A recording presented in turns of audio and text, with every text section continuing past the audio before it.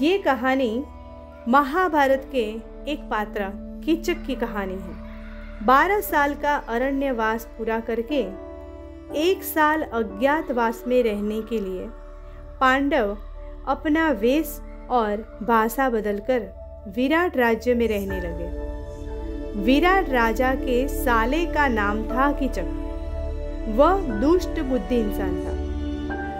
बूढ़े विराट के राज्य का सारा कारोबार कीचक ही देखता था। विराट राजा की पत्नी सुदेशना देवी के पास द्रौपदी सैरेंद्री के नाम से रहती थी। कीचक द्रौपदी पर मोहित था और अपनी विकारी दृष्टि से सदा उसे दुख देता रहता था। अब पांडवों में केवल भीम ही कीचक का वध कर सकता था, लेकिन द्रौपदी डरती थी कि कहीं कीचक का वध उनके अज्ञातवास को भंग न कर दे, इसलिए वह चुपचाप सब सहन करती जा रही थी। आखिर जब उनका अज्ञातवास 3 दिन का रह गया, तब द्रौपदी ने कीचक के बारे में भीम को बताया।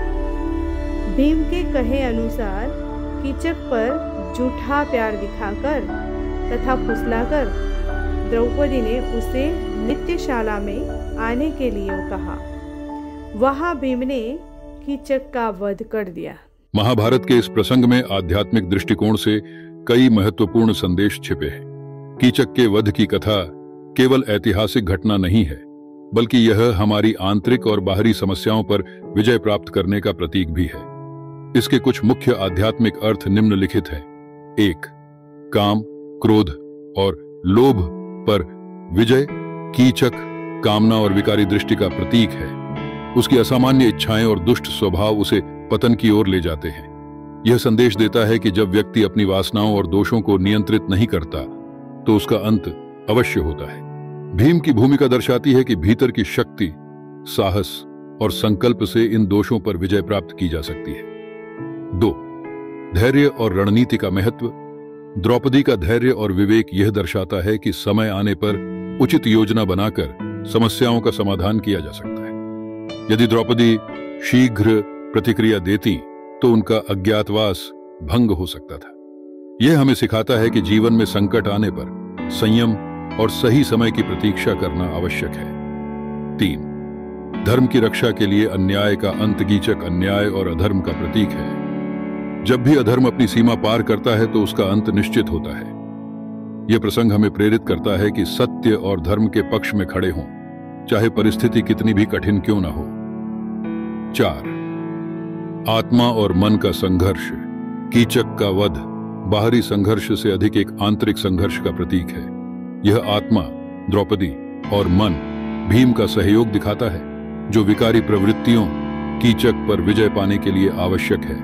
जब आत्मा और मन एक साथ मिलकर सही दिशा में कार्य करते हैं, तो जीवन में संतुलन और विजय प्राप्त होती है। 5. स्त्री सम्मान और न्याय।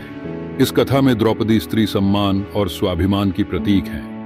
यह संदेश देती है कि अन्याय के विरुद्ध खड़े होने के लिए साहस और न्यायप्रियता आवश्यक है। यह हमें यह भी सिखाता है कि नारी के सम्मान की रक्षा करना समाज का धर्म है। 6. अहंकार और शक्ति का विनाश। कीचक का अहंकार और अपनी शक्ति पर घमंड अंततः उसकी मृत्यु का कारण बनता है। यह चेतावनी देता है कि जीवन में विनम्रता और मर्यादा बनाए रखना अनिवार्य है। इस प्रकार यह कथा केवल ऐतिहासिक घटना न होकर मानव जीवन के लिए नैतिक और आध्यात्मिक मार्गदर्शन का स्रोत भी है।